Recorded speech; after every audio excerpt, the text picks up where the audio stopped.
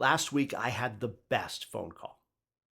A work colleague and I were catching up, and at the end, they said, "Hey, can I get on your recurring calendar?" It was a request to begin a mentoring relationship. I don't think there's a higher compliment you can pay someone than to say, "I get value out of exchanging ideas with you." I said, yes. On a previous episode, we talked about the power of peer level mentoring, but let's look at the more common style of Batman to Robin, Paul to Timothy, this week from the mentee perspective. And we've just covered the most important lesson. Please ask.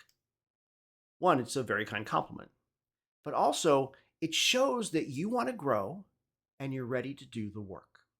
Not everyone is in a place in their career, their current job role, their personal life, where they really are in a growth mode. So if you are, then look inward, ask a colleague or a manager, where would you benefit from some outside perspective to help you grow in a skill in your career, whatever. Be clear about what you think you want to develop. Then look around for someone who exhibits the traits that you're hoping to seek. Again, bounce ideas off of your manager or your colleague. By the way, look wider than you think across the whole org, maybe outside the org, depending on what you want to learn and where you are in your journey. And then just ask. Everyone has seasons of busyness, so they might say they can't for a while. They might suggest a different mentor, but I've rarely been told no.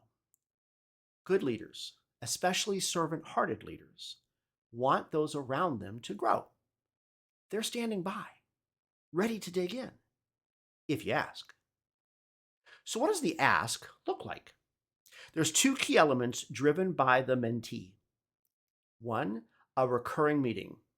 I prefer 25-minute Teams or Zoom calls every 2 weeks. If you have to move it a day, no problem. If it's a busy week, just cancel because you already know you're going to meet in 2 weeks. I'd personally rather have a more recurring cadence and give time back than constantly be looking to try to align calendars. And two, bring a topic to work on. Learning is always more effective when you can immediately put the ideas into practice. So if you want to develop a skill, bring a project or a goal. Admittedly, when I mentor folks, I'm often in virtual teams. And so I'll find you a role in the team that gets you that experience. But bring some ideas on what you want to work on. And that's it. Make the ask, bring a focus area, and coordinate an aligned schedule. That's it. See you next Monday.